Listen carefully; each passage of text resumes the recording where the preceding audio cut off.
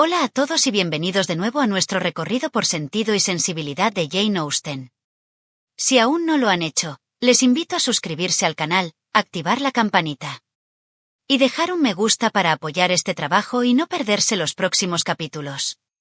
En los últimos episodios, fuimos testigos del dolor de Marianne tras la inesperada partida de Willoughby. Y de cómo Elinor, a pesar de sus propias preocupaciones, ha intentado mantener la calma y apoyar a su hermana. En los capítulos que exploraremos hoy, del 16 al 20, veremos cómo las emociones de Marianne se intensifican.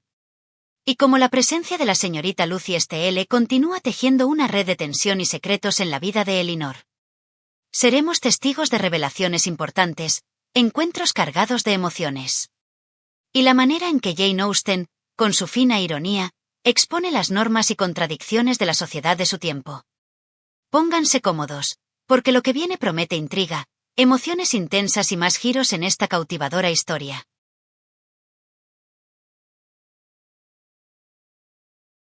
Capítulo 16.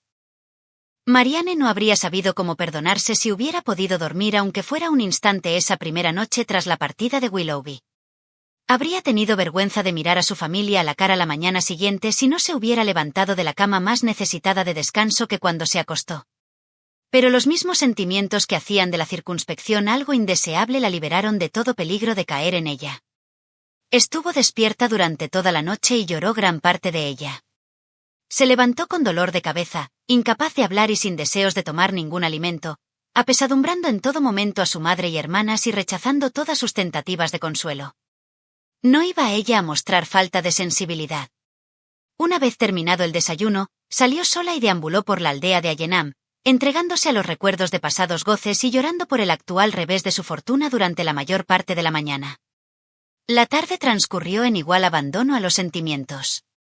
Volvió a tocar cada una de las canciones que le gustaban y que solía interpretar para Willoughby, cada aire en el que con más frecuencia se habían unido sus voces, y permaneció sentada ante el instrumento contemplando cada línea de música que él había copiado para ella, hasta que fue tan grande el pesar de su corazón que ya no podía alcanzarse tristeza mayor. Y día a día se esforzó en nutrir así su dolor. Pasaba horas completas al piano alternando cantos y llantos, a menudo con la voz totalmente ahogada por las lágrimas. También en los libros, al igual que en la música, cortejaba la desdicha que con toda certeza podía obtener de la confrontación entre el pasado y el presente. No leía nada sino lo que solían leer juntos. Tan ardiente congoja de ninguna manera podía sostenerse para siempre. A los pocos días se sumió en una más tranquila melancolía, pero las ocupaciones a que se entregaba diariamente, sus caminatas solitarias y silenciosas meditaciones, aún daban pie a ocasionales efluvios de dolor tan intensos como antes. No llegó ninguna carta de Willoughby, y no parecía que Marianne esperara ninguna. Su madre estaba sorprendida y Elinor nuevamente se fue inquietando. Pero la señora Dashwood era capaz de encontrar explicaciones siempre que le eran necesarias, lo que calmaba al menos su preocupación. «Recuerda, Elinor», le dijo, «cuán a menudo Sirion se encarga de transportar nuestro correo. Estuvimos de acuerdo en que el secreto puede ser necesario, y debemos reconocer que no podríamos mantenerlo si la correspondencia de Willoughby y Marianne pasara por las manos de Sirion». Elinor no pudo negar la verdad de lo anterior, e intentó encontrar allí motivo suficiente para el silencio de los jóvenes. Pero había un método tan directo, tan sencillo y, en su opinión, tan fácil de adoptar para conocer el verdadero estado de las cosas y eliminar de una vez todo el misterio, que no pudo evitar sugerírselo a su madre. «¿Por qué no le pregunta de inmediato a Marianne?», le dijo, «si está o no está comprometida con Willoughby? Viniendo de usted, su madre, y una madre tan dulce e indulgente, la pregunta no puede molestar. Sería consecuencia natural de su cariño por ella. Ella solía ser toda franqueza, y con usted de manera muy especial. Por nada del mundo le haría tal pregunta. Suponiendo posible que no estén comprometidos, ¿cuánta aflicción no le infligiría al así interrogarla? En todo caso, revelaría una falta de consideración tan grande a sus sentimientos. Nunca podría merecer su confianza de nuevo tras obligarla a confesar algo que por el momento no se quiere en conocimiento de nadie. Conozco el corazón de Marianne, sé que me quiere profundamente y que no seré la última en quien confíe sus asuntos, cuando las circunstancias así lo aconsejen. Jamás intentaría forzar las confidencias de nadie, menos aún de una niña, porque un sentido del deber contrario a sus deseos le impediría negarse a ello. Elinor pensó que su generosidad era excesiva, considerando la juventud de su hermana, e insistió un poco, pero en vano. El sentido común, el celo común y la prudencia común, todos habían sucumbido en la romántica delicadeza de la señora Dashwood. Pasaron varios días antes de que nadie en la familia mencionara el nombre de Willoughby frente a Marianne. Por supuesto, Sirion y la señora Jennings no fueron tan delicados. Sus ingeniosidades sumaron dolor a muchos momentos dolorosos. Pero una tarde, la señora Dashwood, tomando al azar un volumen de Shakespeare, exclamó: «Nunca terminamos Hamlet, Marianne. Nuestro querido Willoughby se fue antes de que lo leyéramos completo. Lo reservaremos, de manera que cuando vuelva. Pero pueden pasar meses antes de que eso ocurra». «¿Meses?», exclamó, con enorme sorpresa. «No, ni siquiera muchas semanas». La señora Dashwood lamentó lo que había dicho. Pero alegró a Elinor, ya que había arrancado una respuesta de Marianne que mostraba con tanta fuerza su confianza en Willoughby y el conocimiento de sus intenciones. Una mañana, alrededor de una semana después de la partida del joven, Marianne se dejó convencer de unirse a sus hermanas en su caminata habitual en vez de ponerse a deambular sola.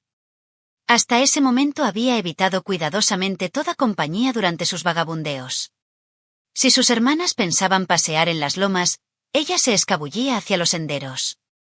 Si mencionaban el valle, con igual prisa trepaba las colinas, y nunca podían encontrarla cuando las demás partían. Pero a la larga la vencieron los esfuerzos de Elinor, que desaprobaba enérgicamente ese permanente apartamiento. Caminaron a lo largo del camino que cruzaba el valle, casi todo el tiempo en silencio, porque era imposible ejercer control sobre la mente de Marianne. Y Elinor, satisfecha con haber ganado un punto, no intentó por el momento obtener ninguna otra ventaja. Más allá de la entrada al valle, allí donde la campiña, aunque todavía fértil, era menos agreste y más abierta, se extendía ante ellas un largo trecho del camino que habían recorrido al llegar a Barton. Y cuando alcanzaron este punto, se detuvieron para mirar a su alrededor y examinar la perspectiva dada por la distancia desde la cual veían su casa, ubicadas como estaban en un sitio al que nunca se les había ocurrido dirigirse en sus caminatas anteriores. Entre todas las cosas que poblaban el paisaje, muy pronto descubrieron un objeto animado. Era un hombre a caballo, que venía en dirección hacia ellas. En pocos minutos pudieron apreciar que era un caballero, y un instante después, arrobada, Marianne exclamó: «Es él». «Seguro que es. Sé que es». Y se apresuraba a ir a su encuentro cuando Elinor la llamó: «No, Marianne, creo que te equivocas. No es Willoughby. Esa persona no es lo suficientemente alta, y no tiene su aspecto». «Sí lo tiene, exclamó Marianne. «Estoy segura de que lo tiene. Su aspecto, su abrigo, su caballo». Yo sabía que iba a llegar así de rápido. Caminaba llena de excitación mientras hablaba, y Elinor, para proteger a Marianne de sus propias peculiaridades, ya que estaba casi segura de que no era Willoughby, apresuró el paso y se mantuvo a la par de ella. Pronto estuvieron a 30 yardas del caballero. Marianne lo miró de nuevo, sintió que se le caía el alma a los pies, se dio media vuelta y comenzaba a devolverse por donde había venido cuando en su prisa se vio detenida por las voces de sus hermanas, a la que se unía una tercera casi tan conocida como la de Willoughby, rogándole que se detuviera, y se volvió sorprendida para ver y dar la bienvenida a Edward Ferrars. Era la única persona del mundo a quien en ese momento podía perdonar no ser Willoughby, la única que podía haberla hecho sonreír, pero ella borró sus lágrimas para sonreírle a él, y en la felicidad de su hermana olvidó por un momento su propia decepción. Edward desmontó y, entregándole el caballo a su sirviente, caminó de vuelta con ellas hacia Barton, a donde se dirigía con el propósito de visitarlas. Todas le dieron la bienvenida con gran cordialidad, pero especialmente Marianne, que fue más calurosa en sus demostraciones de afecto que incluso la misma Elinor. Para Marianne, sin embargo, el encuentro entre Edward y su hermana no fue sino la continuación de esa inexplicable frialdad que tan a menudo había observado en el comportamiento de ambos en Norland. En Edward, especialmente, faltaba todo aquello que un enamorado debiera parecer y decir en ocasiones como esta. Estaba confundido, apenas mostraba placer alguno en verlas, no se veía ni exaltado ni alegre, habló escasamente y solo cuando se veía obligado a responder preguntas, y no distinguió a Elinor a través de ninguna señal de afecto. Marianne miraba y escuchaba con creciente sorpresa. Casi comenzó a sentir desagrado por Edward, y esta sensación terminó, como terminaban obligatoriamente todos sus sentimientos, llevando sus pensamientos de vuelta a Willoughby, cuyos modales contrastaban de tal manera con los de aquel que había sido elegido como hermano. Tras un corto silencio que siguió a la sorpresa y preguntas iniciales, Marianne inquirió de Edward si había venido directamente desde Londres. No, había estado en Devonshire durante 15 días. «¿15 días?», repitió Marianne, sorprendida de saber que había estado en el mismo condado que Elinor sin haberla visto antes.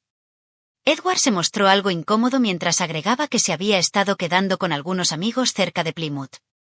«¿Ha estado últimamente en Sussex?», le preguntó Elinor. «Estuve en Norland hace un mes». «¿Y cómo está el querido Norland?», exclamó Marianne. «El querido Norland», dijo Elinor, «probablemente esté bastante parecido a como siempre está en esta época del año. Los bosques y senderos cubiertos de una gruesa capa de hojas secas». «¡Ah!», exclamó Marianne. «Cuán transportada de emoción me solía sentir entonces al verlas caer. Cómo me he deleitado en mis caminatas viéndolas caer en torno a mí como una lluvia impelida por el viento. Qué de emociones me han inspirado, y la estación, el aire, todo. Hoy no hay nadie que las contemple. Ven en ellas tan solo un fastidio, rápidamente las barren, y las hacen desaparecer de la vista como mejor pueden». «No todos», dijo Elinor, «tienen tu pasión por las hojas secas». «No, mis sentimientos no suelen ser compartidos, ni tampoco comprendidos». Pero a veces lo son. Mientras decía esto, se entregó por un instante a un breve ensueño, pero saliendo de él, continuó. «Ahora, Edward», le dijo llamando su atención al paisaje, «este es el valle de Barton. Contémplalo, y mantente en calma si es que puedes. Mira esas colinas. ¿Alguna vez viste algo igual? Hacia la izquierda está la finca, Barton Park, entre esos bosques y plantíos. Puedes ver una esquina de la casa. Y allá, bajo esa colina lejana que se eleva con tal grandeza, está nuestra cabaña». «Es una hermosa región», replicó él, «pero estas hondonadas deben estar llenas de lodo en invierno. ¿Cómo puedes pensar en el lodo, con tales cosas frente a ti?»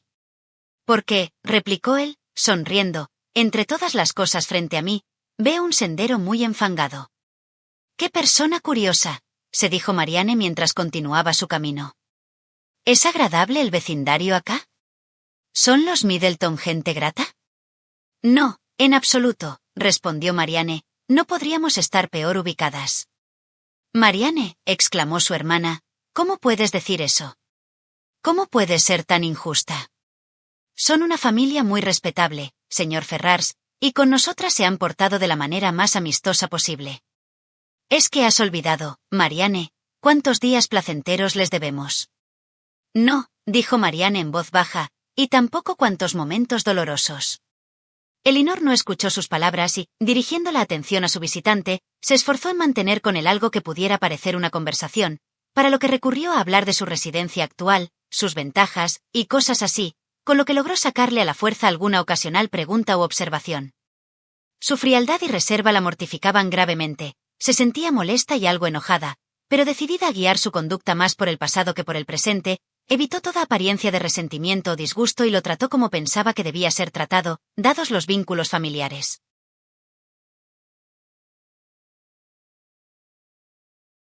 Capítulo 17. La sorpresa de la señora Dashwood al verlo duró solo un momento. La venida de Edward a Barton era, en su opinión, la cosa más natural del mundo. Su alegría y manifestaciones de afecto sobrepasaron en mucho el asombro que pudo haber sentido. Recibió el joven la más gentil de las bienvenidas de parte de ella. Su timidez, frialdad, reserva, no pudieron resistir tal recibimiento. Ya habían comenzado a abandonarlo antes de entrar a la casa, y el encanto del trato de la señora Dashwood terminó por vencerlas. En verdad un hombre no podía enamorarse de ninguna de sus hijas sin hacerla a ella también partícipe de su amor, y Elinor tuvo la satisfacción de ver cómo muy pronto volvía a comportarse como en realidad era. Su cariño hacia ellas y su interés por el bienestar de todas parecieron cobrar nueva vida y hacerse otra vez manifiestos. No estaba, sin embargo, en el mejor de los ánimos. Alabó la casa, admiró el panorama, se mostró atento y gentil, pero aún así no estaba animado. Toda la familia lo advirtió, y la señora Dashwood, atribuyéndolo a alguna falta de generosidad de su madre, se sentó a la mesa indignada contra todos los padres egoístas. «¿Cuáles son los planes de la señora Ferrars para usted actualmente?», Le preguntó tras haber terminado de cenar y una vez que se encontraron reunidos alrededor del fuego. ¿Todavía se espera que sea un gran orador, a pesar de lo que usted pueda desear? No. Espero que mi madre se haya convencido ya de que mis dotes para la vida pública son tan escasas como mi inclinación a ella. Pero, entonces, ¿cómo alcanzará la fama? Porque tiene que ser famoso para contentar a toda su familia, y sin ser propenso a una vida de grandes gastos, sin interés por la gente que no conoce, sin profesión y sin tener el futuro asegurado, le puede ser difícil lograrlo. Ni siquiera lo intentaré. No tengo deseo alguno de ser distinguido, y tengo todas las razones imaginables para confiar en que nunca lo seré. Gracias a Dios. No se me puede obligar al genio y la elocuencia. Carece de ambición, eso lo sé bien. Todos sus deseos son moderados. Creo que tan moderados como los del resto del mundo. Deseo, al igual que todos los demás, ser totalmente feliz. Pero, al igual que todos los demás, tiene que ser a mi manera. La grandeza no me hará feliz. Sería raro que lo hiciera. ¿Qué tienen que ver la riqueza o la grandeza con la felicidad? La grandeza, muy poco, pero la riqueza, mucho. Elinor, qué vergüenza. El dinero solo puede dar felicidad allí donde no hay ninguna otra cosa que pueda darla. Más allá de un buen pasar, no puede dar real satisfacción, por lo menos en lo que se refiere al ser más íntimo. Quizá, dijo Elinor, sonriendo, lleguemos a lo mismo. Tu buen pasar y mi riqueza son muy semejantes, diría yo, y tal como van las cosas hoy en día, estaremos de acuerdo en que, sin ellos, faltará también todo lo necesario para el bienestar físico. Tus ideas solo son más nobles que las mías. Vamos, ¿en cuánto calculas un buen pasar? Alrededor de 1.800 o 2.000 libras al año, no más que eso. Elinor se echó a reír. 2.000 al año. 1.000 es lo que yo llamo riqueza. Ya sospechaba yo en que terminaríamos. Aún así, 2.000 anuales es un ingreso muy moderado, dijo Marianne. Una familia no puede mantenerse con menos. Y creo que no estoy siendo extravagante en mis demandas. Una adecuada dotación de sirvientes, un carruaje, quizá 2, y perros y caballos de caza, no se pueden mantener con menos. Elinor sonrió nuevamente al escuchar a su hermana describiendo con tanta exactitud sus futuros gastos en Combe Magna. Perros y caballos cazadores, repitió Edward. Pero, ¿por qué habrías de tenerlos? No todo el mundo caza. Marianne se ruborizó mientras le respondía. Pero la mayoría lo hace. Como quisiera, dijo Margaret, poniendo en marcha su fantasía, que alguien nos regalara a cada una gran fortuna. Ah, si eso ocurriera, exclamó Marianne brillándole los ojos de animación, y con las mejillas resplandecientes con la dicha de esa felicidad imaginaria. Supongo que todas lo deseamos, dijo Elinor, pese a que la riqueza no basta. ¡Ay, cielos!, exclamó Margaret. ¡Qué feliz sería! No me imagino qué haría con ese dinero. Marianne parecía no tener ninguna duda al respecto. Por mi parte, yo no sabría cómo gastar una gran fortuna, dijo la señora Dashwood, si todas mis hijas fueran ricas sin mi ayuda. Debería comenzar con las mejoras a esta casa, observó Elinor, y todas sus dificultades desaparecerían de inmediato. ¡Qué magníficas órdenes de compra saldrían desde esta familia a Londres!, dijo Edward, si ello ocurriera. ¡Qué feliz día para los libreros, los vendedores de música y las tiendas de grabados! Usted, señorita Dashwood, haría un encargo general para que se le enviara todo nuevo grabado de calidad, y en cuanto a Marianne, conozco su grandeza de alma, no habría música suficiente en Londres para satisfacerla. ¿Y libros? Thomson, Cowper, Scott, los compraría todos una y otra vez. Compraría cada copia, creo, para evitar que cayeran en manos indignas de ellos, y tendría todos los libros que le pudieran enseñar a admirar un viejo árbol retorcido. ¿No es verdad, Marianne? Perdóname si he sonado algo cáustico. Pero quería mostrarte que no he olvidado nuestras antiguas discusiones. Me encanta que me recuerden el pasado, Edward, no importa que sea melancólico o alegre, me encanta que me lo recuerden, y jamás me ofenderás hablándome de tiempos pasados. Tienes toda la razón al suponer cómo gastaría mi dinero, parte de él, al menos mi dinero suelto, de todas maneras lo usaría para enriquecer mi colección de música y libros. Y el grueso de tu fortuna iría a pensiones anuales para los autores o sus herederos. No, Edward, haría otra cosa. Quizá, entonces, la donarías como un premio a la persona que escribiera la mejor defensa de tu máxima favorita, esa según la cual nadie puede enamorarse más de una vez en la vida. Porque supongo que no has cambiado de opinión en ese punto, ¿verdad? Sin ninguna duda. A mi edad, las opiniones son tolerablemente sólidas. No parece probable que vaya a ver o escuchar nada que me haga cambiarlas. Puede ver que Marianne sigue tan resuelta como siempre, dijo Elinor, no ha cambiado en nada. Solo está un poco más grave que antes. No, Edward, dijo Marianne, tú no tienes nada que reprocharme. Tampoco tú estás muy alegre. ¿Qué te hace pensar eso? Replicó el joven, con un suspiro. Pero la alegría nunca formó parte de mi carácter. Tampoco la creo parte del de Marianne, dijo Elinor. Difícilmente la llamaría una muchacha de gran vivacidad. Es muy intensa, muy vehemente en todo lo que hace. A veces habla mucho, y siempre con gran animación, pero no es frecuente verla realmente alegre. Creo que tiene usted razón, replicó Edward, y, sin embargo, siempre la he tenido por una muchacha muy vivaz.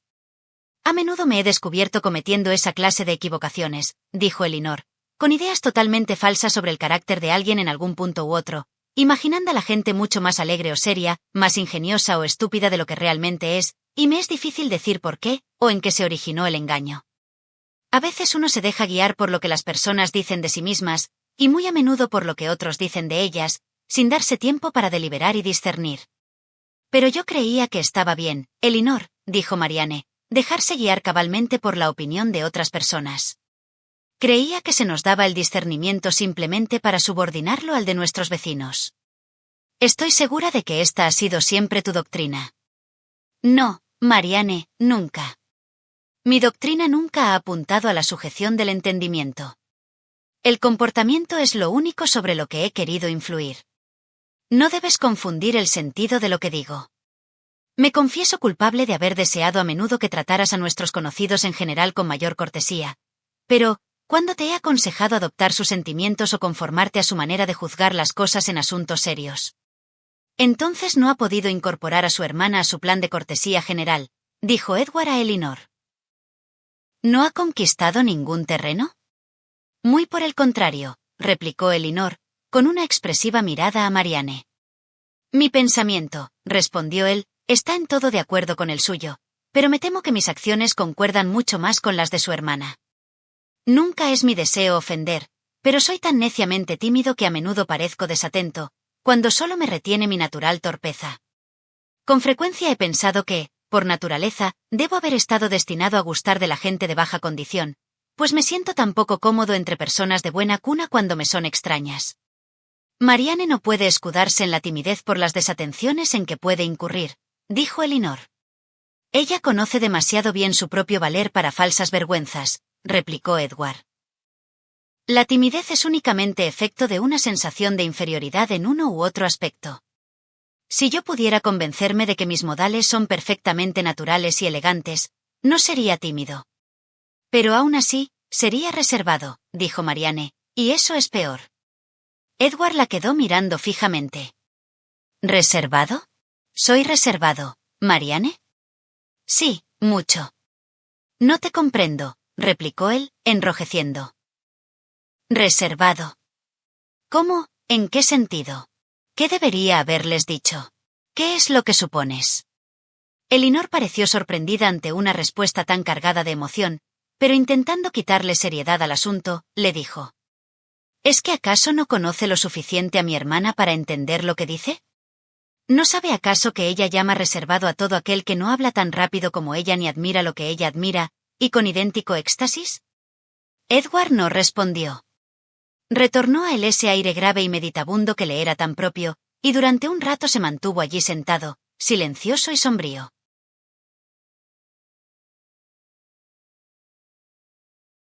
Capítulo 18. Elinor contempló con gran inquietud el ánimo decaído de su amigo. La satisfacción que le ofrecía su visita era bastante parcial, puesto que el placer que él mismo obtenía parecía tan imperfecto. Era evidente que era desdichado, y ella habría deseado que fuera igualmente evidente que aún la distinguía por el mismo afecto que alguna vez estaba segura de haberle inspirado.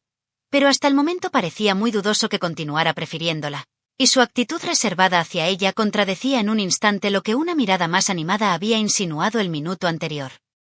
A la mañana siguiente las acompañó a ella y a Marianne en la mesa del desayuno antes de que las otras hubieran bajado, y Marianne, siempre ansiosa de impulsar, en lo que le era posible, la felicidad de ambos, pronto los dejó solos. Pero no iba aún por la mitad de las escaleras cuando escuchó abrirse la puerta de la sala y, volviéndose, quedó estupefacta al ver que también Edward salía. «Voy al pueblo a ver mis caballos», le dijo, «ya que todavía no estás lista para desayunar. Volveré muy luego». Edward regresó con renovada admiración por la región circundante. Su caminata a la aldea había sido ocasión favorable para ver gran parte del valle, y la aldea misma, ubicada mucho más alto que la casa, ofrecía una visión general de todo el lugar que le había agradado sobremanera.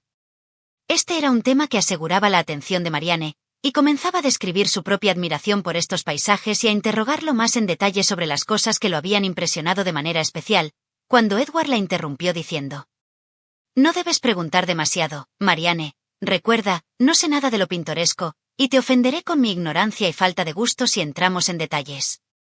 Llamaré empinadas a las colinas que debieran ser escarpadas. Superficies inusuales y toscas, a las que debieran ser caprichosas y ásperas, y de los objetos distantes diré que están fuera de la vista, cuando solo debieran ser difusos a través del suave cristal de la brumosa atmósfera. Tienes que contentarte con el tipo de admiración que honestamente puedo ofrecer. La llamo una muy hermosa región, las colinas son empinadas, los bosques parecen llenos de excelente madera, y el valle se ve confortable y acogedor, con ricos prados y varias pulcras casas de granjeros diseminados aquí y allá. Corresponde exactamente a mi idea de una agradable región campestre, porque une belleza y utilidad, y también diría que es pintoresca, porque tú la admiras. Fácilmente puedo creer que está llena de roqueríos y promontorios, musgo gris y zarzales, pero todo eso se pierde conmigo. No sé nada de pintoresquismo». «Me temo que hay demasiada verdad en eso», dijo Marianne. «Pero, ¿por qué hacer alarde de ello?» «Sospecho», dijo Elinor, «que para evitar caer en un tipo de afectación, Edward cae aquí en otra. Como cree que tantas personas pretenden mucho mayor admiración por las bellezas de la naturaleza de la que de verdad sienten, y le desagradan tales pretensiones, afecta mayor indiferencia ante el paisaje y menos discernimiento de los que realmente posee. Es exquisito y quiere tener una afectación solo de él». «Es muy cierto», dijo Marianne, «que la admiración por los paisajes naturales se ha convertido en una simple jerigonza. Todos pretenden admirarse e intentan hacer descripciones con el gusto y la elegancia del primero que definió lo que era la belleza pintoresca. Detesto las jergas de cualquier tipo, y en ocasiones he guardado para mí misma mis sentimientos porque no podía encontrar otro lenguaje para describirlos que no fuera ese que ha sido gastado y manoseado hasta perder todo sentido y significado. «Estoy convencido», dijo Edward, «de que frente a un hermoso panorama realmente sientes todo el placer que dices sentir. Pero, a cambio, tu hermana debe permitirme no sentir más del que declaro. Me gusta una hermosa vista, pero no según los principios de lo pintoresco. No me gustan los árboles contraídos, retorcidos, marchitos. Mi admiración es mucho mayor cuando son altos, rectos y están en flor. No me gustan las cabañas en ruinas, destartaladas. No soy aficionado a las ortigas o a los cardos o a los brezales. Me da mucho más placer una acogedora casa campesina que una atalaya, y un grupo de aldeanos pulcros y felices me agrada mucho más que los mejores bandidos del mundo». Marianne miró a Edward con ojos llenos de sorpresa, y a su hermana con piedad. Elinor se limitó a reír. Abandonaron el tema, y Marianne se mantuvo en un pensativo silencio hasta que de súbito un objeto capturó su atención. Estaba sentada junto a Edward, y cuando él tomó la taza de té que le ofrecía la señora Dashwood, su mano le pasó tan cerca que no pudo dejar de observar, muy visible en uno de sus dedos, un anillo que en el centro llevaba unos cabellos entretejidos. «Nunca vi que usaras un anillo antes, Edward», exclamó. «¿Pertenecen a Fanny esos cabellos? Recuerdo que prometió darte algunos. Pero habría pensado que su pelo era más oscuro». Marianne había manifestado sin mayor reflexión lo que en verdad sentía, pero cuando vio cuánto había turbado a Edward, su propio fastidio ante su falta de consideración fue mayor que la molestia que él sentía.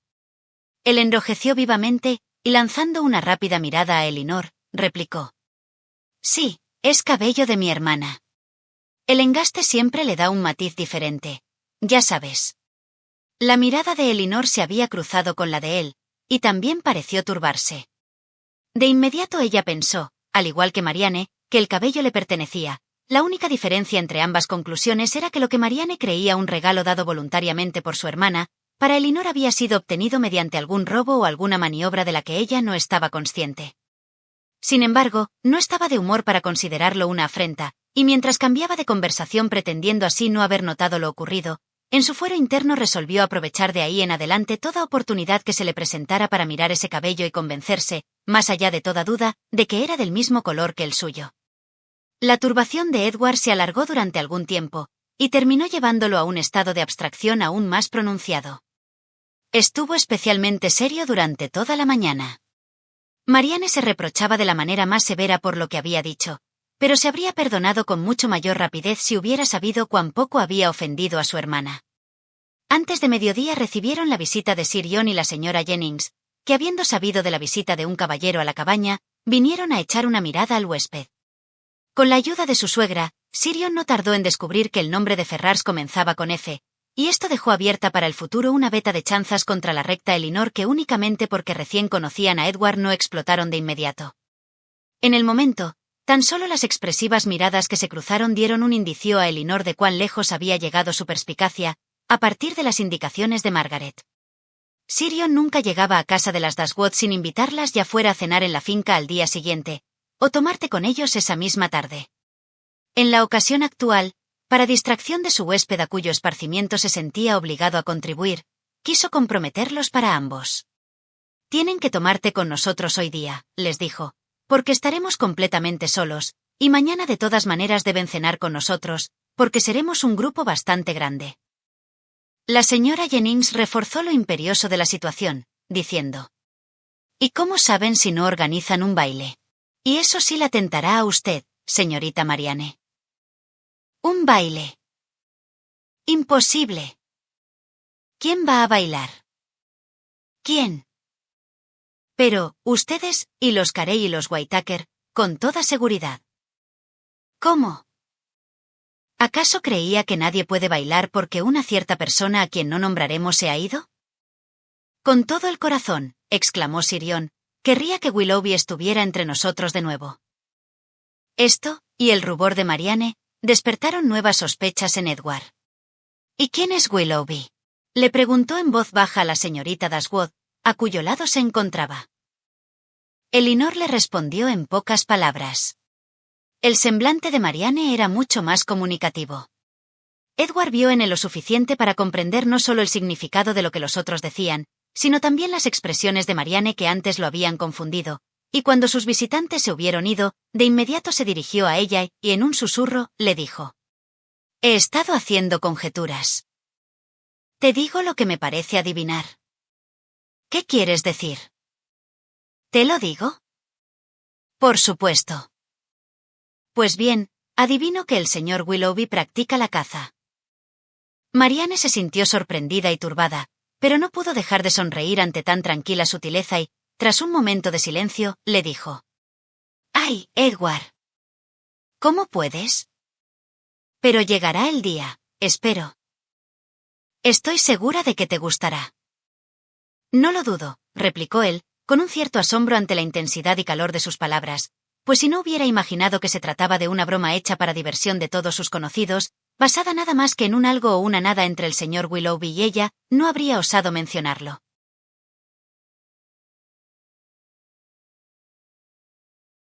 Capítulo 19.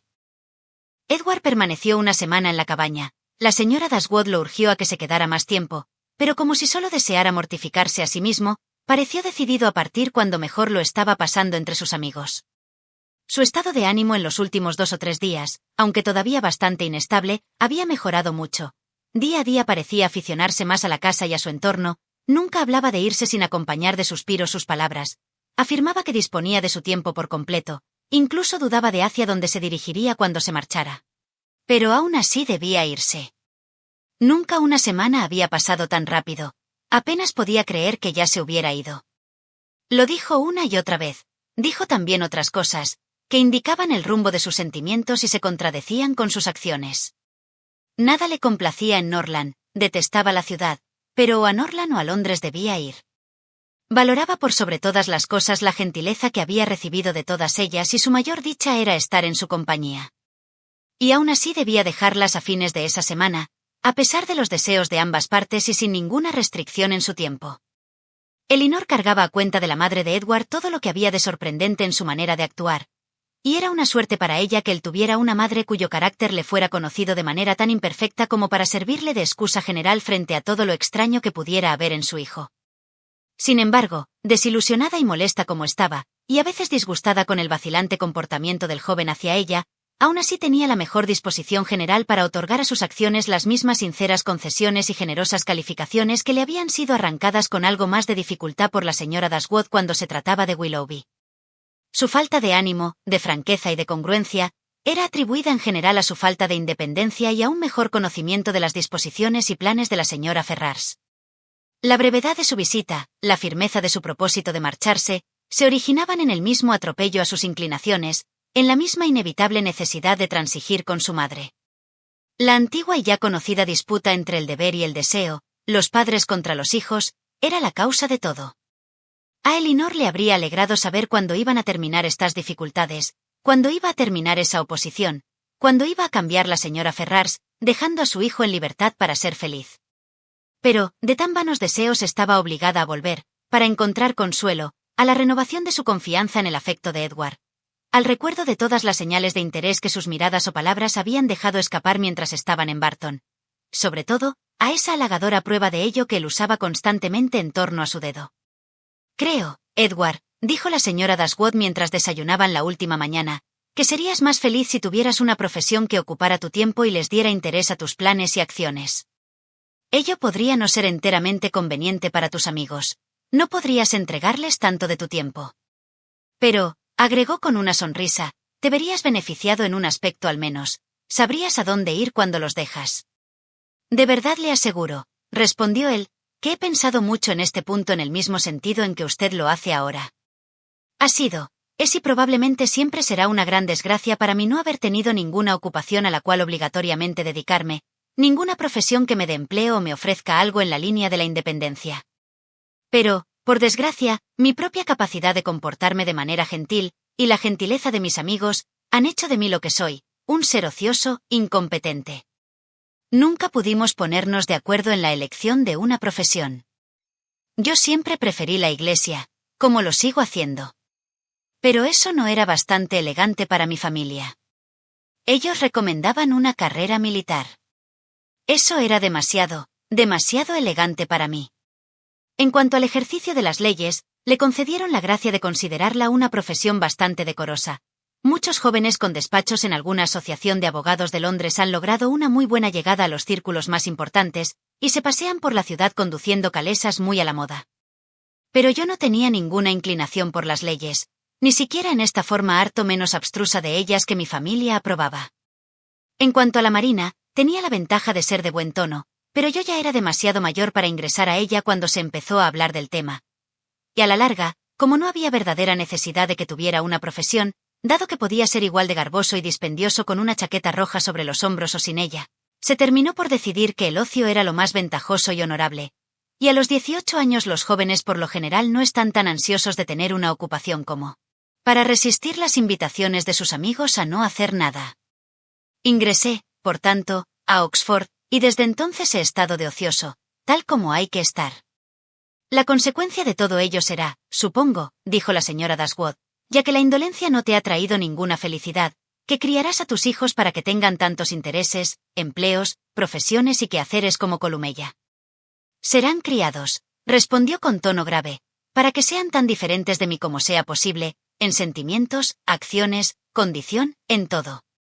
Vamos, todo eso no es más que producto de tu desánimo, Edward. Estás de humor, y te imaginas que cualquiera que no sea como tú debe ser feliz. Pero recuerda que en algún momento todos sentirán la pena de separarse de los amigos, sin importar cuál sea su educación o estado. Toma conciencia de tu propia felicidad. No careces de nada sino de paciencia, o, para darle un nombre más atractivo, llámala esperanza. Con el tiempo tu madre te garantizará esa independencia que tanto ansías, Es su deber, y muy pronto su felicidad deberá ser, impedir que toda tu juventud se desperdicie en el descontento. ¿Cuánto no podrán hacer unos pocos meses? Creo, replicó Edward, que se necesitarán muchos meses para que me ocurra algo bueno. Este desaliento, aunque no pudo ser contagiado a la señora Dashwood, aumentó el dolor de todos ellos por la partida de Edward, que muy pronto tuvo lugar, y dejó una incómoda sensación especialmente en Elinor, que necesitó de tiempo y trabajo para apaciguarse. Pero como había decidido sobreponerse a ella y evitar parecer que sufría más que el resto de su familia ante la partida del joven, no utilizó los medios tan juiciosamente empleados por Marianne en una ocasión similar, cuando se entregó a la búsqueda del silencio, la soledad y el ocio para aumentar y hacer permanente su sufrimiento. Sus métodos eran tan diferentes como sus particulares objetivos, e igualmente adecuados al logro de ellos. Apenas partió Edward, Elinor se sentó a su mesa de dibujo, se mantuvo ocupada durante todo el día, no buscó ni evitó mencionar su nombre.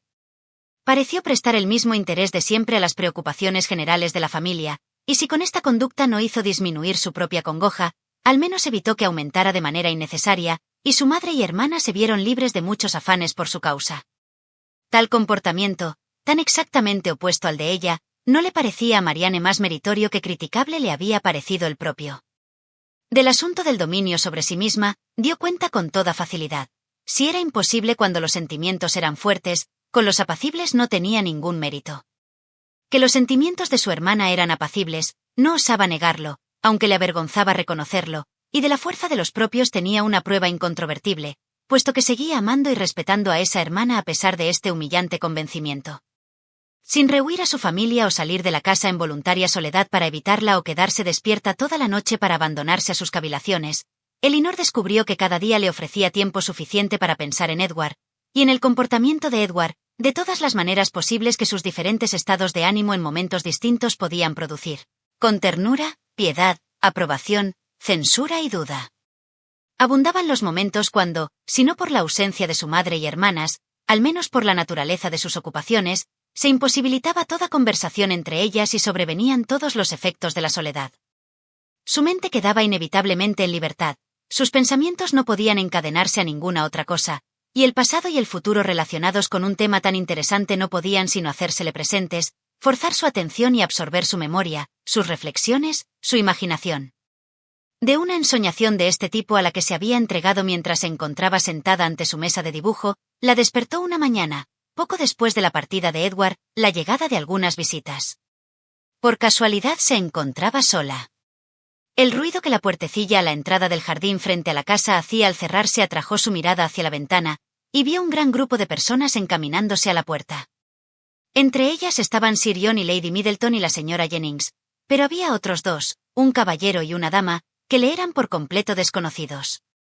Estaba sentada cerca de la ventana y tan pronto la vio Sir John, dejó que el resto de la partida cumpliera con la ceremonia de golpear la puerta y, cruzando por el césped, le hizo abrir el ventanal para conversar en privado, aunque el espacio entre la puerta y la ventana era tan pequeño como para hacer casi imposible hablar en una sin ser escuchado en la otra. Bien, le dijo, le hemos traído algunos desconocidos. ¿Le gustan? Ese egg. Pueden escucharlo. ¿Qué importa si lo hacen? Solo son los Palmer. Puedo decirle que Charlotte es muy bonita. Alcanzará a verla si mira hacia acá. Como Elinor estaba segura de que la vería en un par de minutos sin tener que tomarse tal libertad, le pidió que la excusara de hacerlo. ¿Dónde está Marianne? ¿Ha huido al vernos venir? Veo que su instrumento está abierto. Salió a caminar, creo. En ese momento se les unió la señora Jennings, que no tenía paciencia suficiente para esperar que le abrieran la puerta antes de que ella contara su historia. Se acercó a la ventana con grandes saludos. ¿Cómo se encuentra, querida? ¿Cómo está la señora Dashwood? ¿Y dónde están sus hermanas? ¿Cómo? La han dejado sola. Le agradará tener a alguien que le haga compañía. He traído a mi otro hijo e hija para que se conozcan. Imagínese que llegaron de repente. Anoche pensé haber escuchado un carruaje mientras tomábamos el té, pero nunca se me pasó por la mente que pudieran ser ellos. Lo único que se me ocurrió fue que podía ser el coronel Brandon que llegaba de vuelta, así que le dije a Sir John, creo que escucho un carruaje, quizá es el coronel Brandon que llega de vuelta. En la mitad de su historia, Elinor se vio obligada a volverse para recibir al resto de la concurrencia.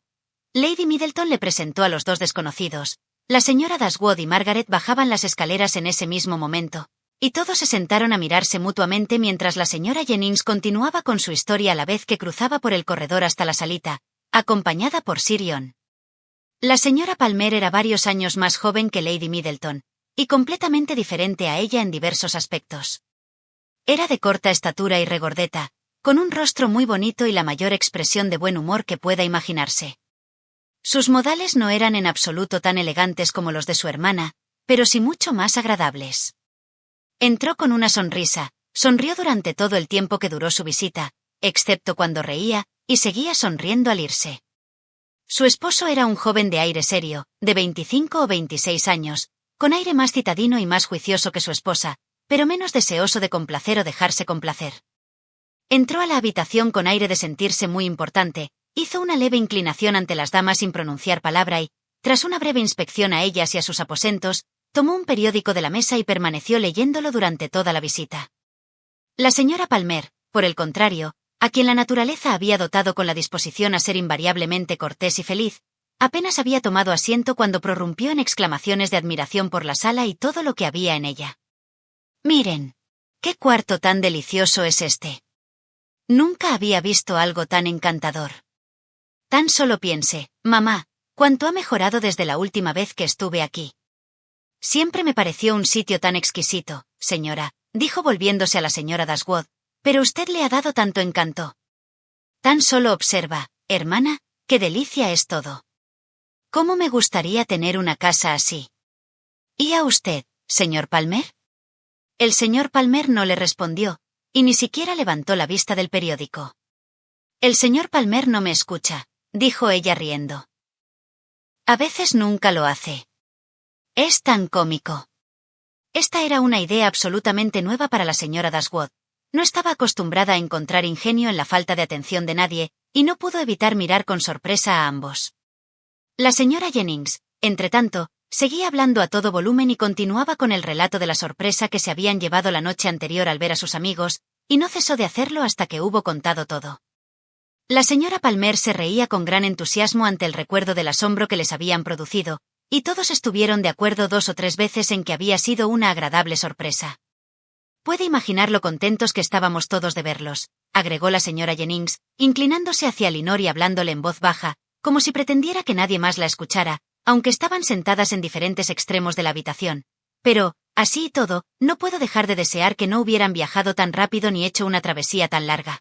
Porque dieron toda la vuelta por Londres a causa de ciertos negocios. Porque, usted sabe», indicó a su hija con una expresiva inclinación de la cabeza. «Es inconveniente en su condición. Yo quería que se quedara en casa y descansara ahora en la mañana, pero insistió en venir con nosotros. Tenía tantos deseos de verlas a todas ustedes». La señora Palmer se rió y dijo que no le haría ningún daño. «Ella espera estar de parto en febrero», continuó la señora Jennings.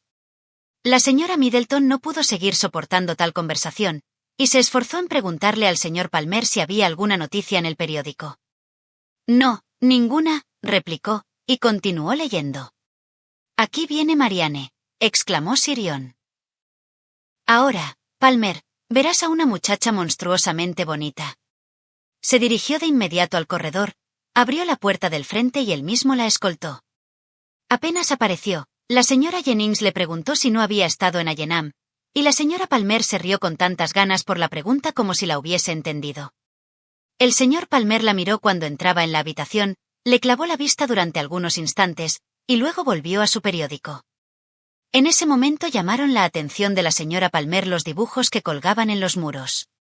Se levantó a examinarlos. «¡Ay, cielos! ¡Qué hermosos son estos! Vaya, qué preciosura! Mírelos, mamá, qué adorables. Le digo que son un encanto. Podría quedarme contemplándolos para siempre», y volviendo a sentarse, muy pronto olvidó que hubiera tales cosas en la habitación. Cuando Lady Middleton se levantó para marcharse, el señor Palmer también lo hizo, dejó el periódico, se estiró y los miró a todos alrededor. «Amor mío, ¿has estado durmiendo?», dijo su esposa, riendo. Él no le respondió y se limitó a observar, tras examinar de nuevo la habitación, que era de techo muy bajo y que el cielo raso estaba combado. Tras lo cual hizo una inclinación de cabeza, y se marchó con el resto. Sirion había insistido en que pasaran el día siguiente en Barton Park. La señora Dashwood, que prefería no cenar con ellos más a menudo de lo que ellos lo hacían en la casita, por su parte rehusó absolutamente. Sus hijas podían hacer lo que quisieran. Pero éstas no tenían curiosidad alguna en ver cómo cenaban el señor y la señora Palmer, y la perspectiva de estar con ellos tampoco prometía ninguna otra diversión. Intentaron así excusarse también. El clima estaba inestable y no prometía mejorar. Pero Sirion no se dio por satisfecho. Enviaría el carruaje a buscarlas, y debían ir. Lady Middleton también, aunque no presionó a la señora Dashwood, lo hizo con las hijas. La señora Jennings y la señora Palmer se unieron a sus ruegos. Todos parecían igualmente ansiosos de evitar una reunión familiar, y las jóvenes se vieron obligadas a ceder. ¿Por qué tienen que invitarnos?, dijo Marianne apenas se marcharon. El alquiler de esta casita es considerado bajo, pero las condiciones son muy duras. Si tenemos que ir a cenar a la finca cada vez que alguien se está quedando con ellos o con nosotras. No pretenden ser menos corteses y gentiles con nosotros ahora, con estas continuas invitaciones, dijo Elinor, que con las que recibimos hace unas pocas semanas. Si sus reuniones se han vuelto tediosas e insulsas, no son ellos los que han cambiado. Debemos buscar ese cambio en otro lugar.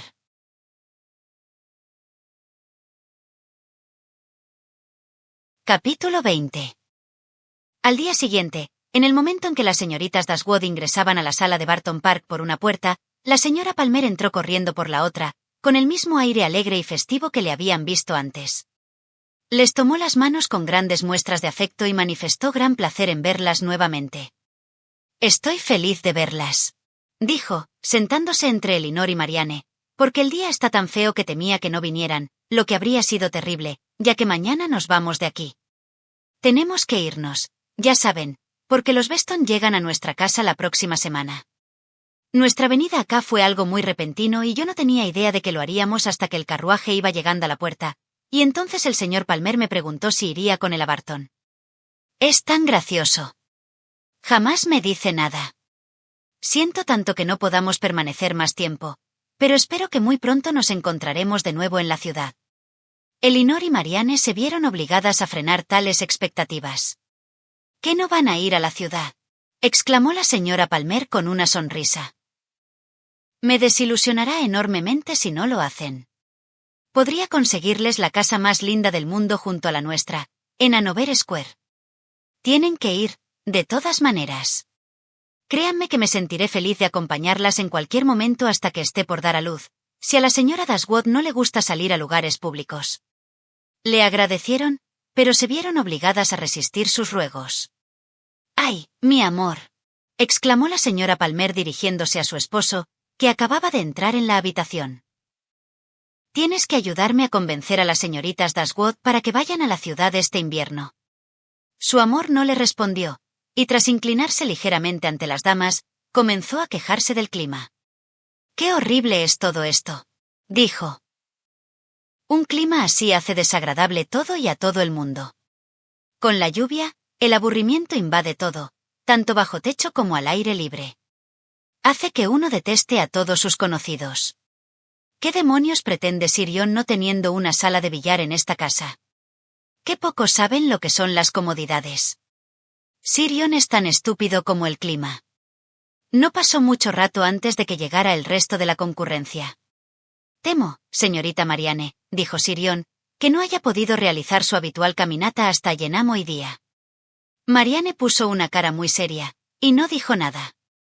«Ah, no disimule tanto con nosotros», dijo la señora Palmer, «porque le aseguro que sabemos todo al respecto, y admiro mucho su gusto, pues pienso que él es extremadamente apuesto. Sabe usted, no vivimos a mucha distancia de él en el campo. Me atrevería a decir que a no más de 10 millas. Mucho más, cerca de 30, dijo su esposo. Ah, bueno. No hay mucha diferencia. Nunca he estado en la casa de él, pero dicen que es un lugar delicioso, muy lindo.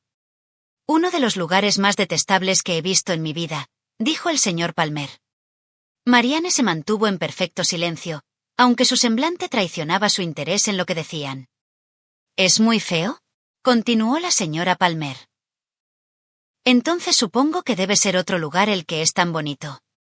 Cuando se sentaron a la mesa, Sirion observó con pena que entre todos llegaban solo a 8. Querida, le dijo a su esposa, es muy molesto que seamos tan pocos. ¿Por qué no invitaste a los Gilbert a cenar con nosotros hoy? ¿No le dije, Sirion, cuando me lo mencionó antes, que era imposible? La última vez fueron ellos los que vinieron acá. Usted y yo, Sirion, dijo la señora Jennings, no nos andaríamos con tantas ceremonias. Entonces sería muy mal educada, exclamó el señor Palmer. Mi amor, contradices a todo el mundo, dijo su esposa, con su risa habitual. ¿Sabes que eres bastante grosero? No sabía que estuviera contradiciendo a nadie al llamar a tu madre mal educada. Ya, puede tratarme todo lo mal que quiera, exclamó con su habitual buen humor la señora Jennings. Me ha sacado a Charlotte de encima, y no puede devolverla. Así es que ahora se desquita conmigo. Charlotte se rió con gran entusiasmo al pensar que su esposo no podía librarse de ella, y alegremente dijo que no le importaba cuán irascible fuera él hacia ella, igual debían vivir juntos. Nadie podía tener tan absoluto buen carácter o estar tan decidido a ser feliz como la señora Palmer. La estudiada indiferencia, insolencia y contrariedad de su esposo no la alteraban, y cuando él se enfadaba con ella o la trataba mal, parecía enormemente divertida. El señor Palmer es tan chistoso, le susurró a Elinor. Siempre está de mal humor. Tras observarlo durante un breve lapso, Elinor no estaba tan dispuesta a darle el crédito por ser tan genuina y naturalmente de mal talante y mal educado como deseaba aparecer. Puede que su temperamento se hubiera agriado algo al descubrir, como tantos otros de su sexo, que por un inexplicable prejuicio en favor de la belleza, se encontraba casado con una mujer muy tonta. Pero ella sabía que esta clase de desatino era demasiado común para que un hombre sensato se sintiera afectado por mucho tiempo. Más bien era un deseo de distinción, creía, lo que lo inducía a ser tan displicente con todo el mundo y a su generalizado desprecio por todo lo que se le ponía por delante. Era el deseo de parecer superior a los demás. El motivo era demasiado corriente para que causara sorpresa, pero los medios, aunque tuvieran éxito en establecer su superioridad en mala crianza, no parecían adecuados para ganarle el aprecio de nadie que no fuera su mujer. «Ah. Mi querida señorita Dashwood», le dijo la señora Palmer poco después, «tengo un favor tan grande que pedirles, a usted y a su hermana. ¿Irían a Cleveland a pasar un tiempo estas Navidades? Por favor, acepten, y vayan mientras los Weston están con nosotros. No pueden imaginar lo feliz que me harán». «Mi amor», dijo, dirigiéndose a su marido, ¿no te encantaría recibir a las señoritas Dashwood en Cleveland? Por supuesto, respondió él con tono despectivo, fue mi único propósito al venir a Devonshire. Ahí tienen, dijo su esposa, ya ven que el señor Palmer las espera, así que no pueden negarse. Las dos, Elinor y Marianne, declinaron la invitación de manera clara y decidida. Pero no, deben ir y van a ir. Estoy segura de que les gustará por sobre todas las cosas. Los Weston estarán con nosotros, y será sumamente agradable. No pueden imaginarse la delicia de lugar que es Cleveland, y lo pasamos tan bien ahora, porque el señor Palmer está todo el tiempo recorriendo la región en la campaña electoral, y vienen a cenar con nosotros muchas personas a las que nunca he visto antes, lo que es absolutamente encantador. Pero, pobre, es muy fatigoso para él, porque tiene que hacerse agradable a todo el mundo. A duras penas pudo Elinor mantenerse seria mientras concordaba en la dificultad de tal empresa. «Qué delicia será», dijo Charlotte, «cuando él esté en el Parlamento. ¿Verdad? ¿Cómo me voy a reír? Será tan cómico ver que sus cartas le llegan dirigidas con las iniciales MP. Pero, ¿saben? Dice que nunca enviará mis cartas con las franquicias que él tendrá por ser parlamentario. Ha dicho que no lo hará, ¿no es verdad, señor Palmer?» El señor Palmer la ignoró por completo. «Él no soporta escribir», continuó, «dice que es espantoso». «No», dijo él, «nunca he dicho algo tan irracional. No me hagas cargar a mí con todos los agravios que le haces tú al lenguaje. Mírenlo, vean qué divertido es. Siempre es así. En ocasiones pasa la mitad del día sin hablarme, y después sale con algo tan divertido, y por cualquier cosa que se le ocurra». Al volver a la sala, la señora Palmer sorprendió a Elinor al preguntarle si su esposo no le gustaba enormemente. «Por supuesto», respondió Elinor, Parece una persona muy amena. Bueno, me alegra tanto que sea así. Me imaginé que le gustaría, pues es tan agradable. Puedo asegurarle que al señor Palmer le gustan enormemente usted y sus hermanas, y no se imaginan qué desilusionado se sentirá si no vienen a Cleveland. No logro imaginarme por qué rehúsan hacerlo. De nuevo Elinor se vio obligada a declinar la invitación, y mediante un cambio de tema, puso fin a sus ruegos. Pensaba en la probabilidad de que, por vivir en la misma región, la señora Palmer pudiera darles referencias sobre Willoughby más detalladas que las que se podían deducir del limitado conocimiento que de él tenían los Middleton, y estaba ansiosa de obtener de cualquier persona una confirmación de los méritos del joven que permitiera eliminar toda posibilidad de temor por Marianne. Comenzó preguntándole si veía mucho al señor Willoughby en Cleveland y si estaban íntimamente relacionados con él. «Ah, sí, querida, lo conozco sumamente bien», respondió la señora Palmer. «No es que alguna vez haya hablado con él, por cierto que no, pero siempre lo veo en la ciudad. Por una u otra causa, nunca me ha ocurrido estar quedándome en Barton al mismo tiempo que él en Allenham. Mamá lo vio acá una vez antes, pero yo estaba con mi tío en Weymouth. Sin embargo, puedo decir que me habría encontrado innumerables veces con él en Somersetshire, si por desgracia no hubiese ocurrido que nunca hayamos estado allí al mismo tiempo. Él pasa muy poco en Combe, según creo, pero si alguna vez lo hiciese, no creo que el señor Palmer lo visitara, porque, como usted sabe, el señor Willoughby está en la oposición, y además está tan lejos. Sé muy bien por qué pregunta. Su hermana va a casarse con él. Me alegra horrores, porque así, sabe usted, la tendré de vecina. Le doy mi palabra, dijo Elinor, de que usted sabe mucho más que yo de ese asunto, si alguna razón la asiste para esperar tal unión. No intente negarlo, porque usted sabe que todo el mundo habla de ello. Le aseguro que lo escuché cuando pasaba por la ciudad. Mi querida señora Palmer. Por mi honor que lo hice. El lunes en la mañana me encontré con el coronel Brandon en Bond Street, justo antes de que saliéramos de la ciudad, y él me lo contó personalmente. Me sorprende usted mucho. Que el coronel Brandon se lo contó. Con toda seguridad se equivoca usted. Dar tal información a una persona a quien no podía interesarle, incluso si fuera verdadera, no es lo que yo esperaría del coronel Brandon. Pero le aseguro que ocurrió así, tal como se lo dije, y le contaré cómo fue. Cuando nos encontramos con él, se devolvió y caminó un trecho con nosotros, y comenzamos a hablar de mi cuñado y de mi hermana, y de una cosa y otra, y yo le dije, entonces, coronel, he oído que hay una nueva familia en la casita de Barton, y mamá me ha contado que son muy bonitas y que una de ellas se va a casar con el señor Willoughby, de Combe Magna. Cuénteme, ¿es verdad? Porque por supuesto usted debe saberlo, como ha estado en Devonshire hace tan poco. ¿Y qué dijo el coronel? Oh, no dijo mucho, pero parecía saber que era verdad, así que a partir de ese momento lo tomé como cosa cierta. Será maravilloso, le digo. ¿Cuándo tendrá lugar? El señor Brandon se encontraba bien, ¿espero? Ah, sí, muy bien, y lleno de elogios hacia usted. Todo lo que hizo fue decir buenas cosas sobre usted. Me halagan sus alabanzas. Parece un hombre excelente, y lo creo extraordinariamente agradable. Yo también.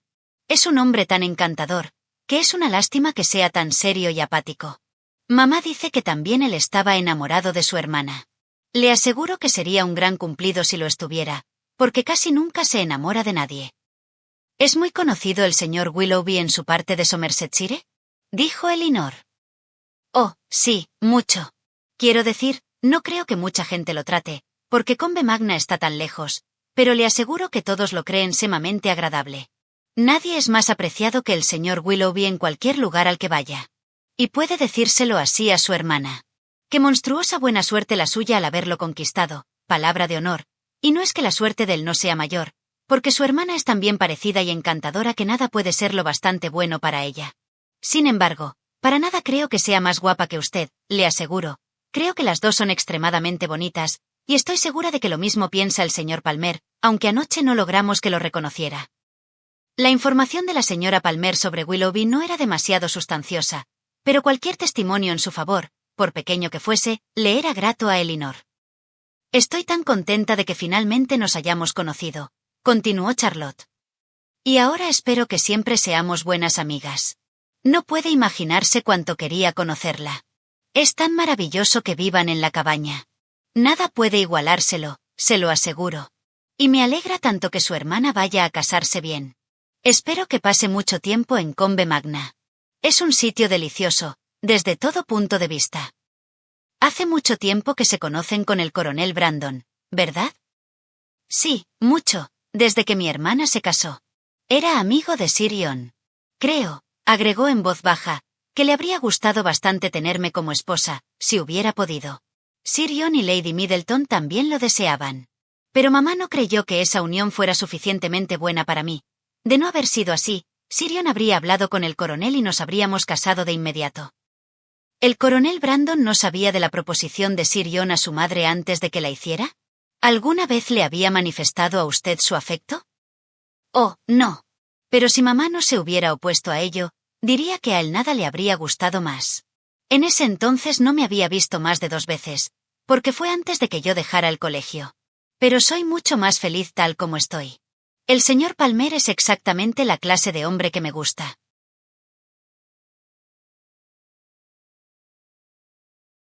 Gracias por acompañarme en este nuevo tramo del viaje de las hermanas Dashwood. Si les ha gustado este episodio, no olviden suscribirse, activar la campanita y dejar un me gusta para que podamos seguir disfrutando juntos de más clásicos de la literatura. En el próximo capítulo veremos cómo las decisiones tomadas ahora marcarán el rumbo de sus vidas. Así que no se lo pierdan. Nos escuchamos en el siguiente episodio de Sentido y Sensibilidad.